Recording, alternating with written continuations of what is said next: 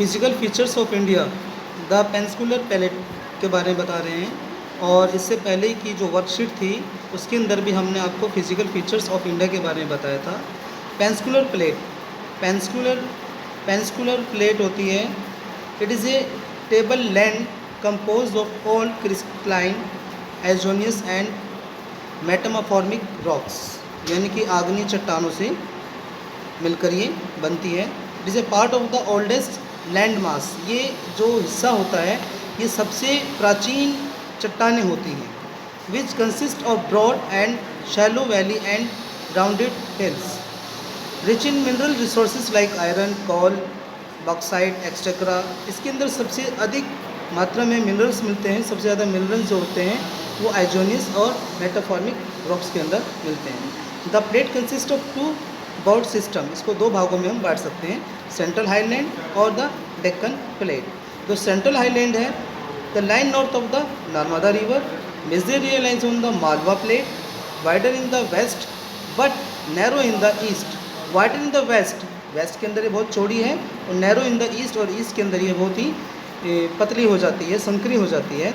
The eastern extensions of the plate are locally known as the Bundelkhand, Baghelkhand, which further extends of the Chota Nagpur plate in east. इसके जो east word है, इसके अंदर जो plate आती हैं, बुंदेलखंड का पठार आता है, बाघेलखंड का पठार आता है, और छोटा नागपुर का पठार आता है, प्लेट आता है।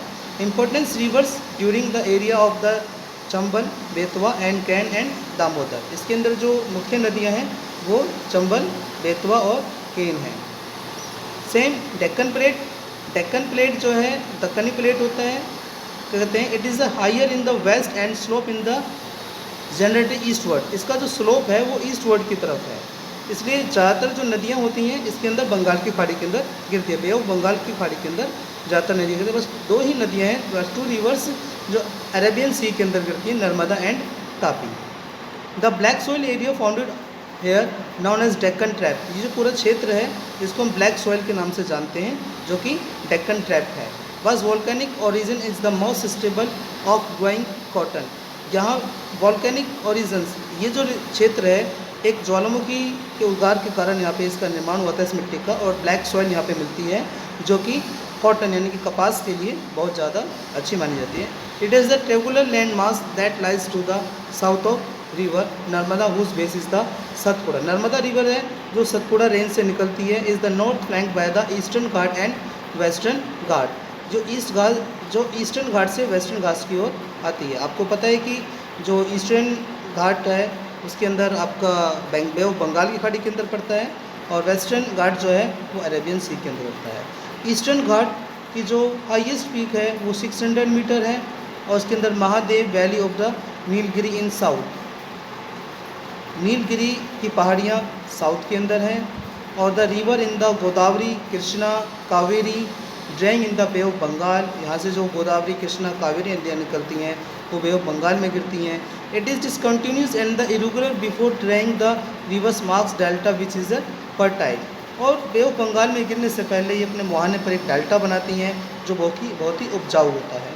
हाईएस्ट पीक महेंद्रगिरी 1501 मीटर, जो ईस्टर्न घाट की जो सबसे हाईएस्ट पीक है वो 1501 मीटर है। और इम्पोर्टेंट टूरिस्ट प्लेस जो है उडगमंडलम ऊटी के अंदर है, जो कि तमिलनाडु क्षेत्र के अंदर पड़ता है। सेम वेस्टर्न घाट है जो अरेबियन सी के अंदर पड़ता है, एवरेज हाइट 900 to 1600 मीटर है। और रिवर जो यहाँ पे वेस्टर्न घाट के अंदर नर्मदा, तापी, ये दो नदियाँ हैं जो अरेबियन सी के अंदर गिरती हैं और एस्चुरी बनाती हैं। It is not found of the delta, not make a delta नहीं बनाती हैं, एस्चुरी बनाती हैं।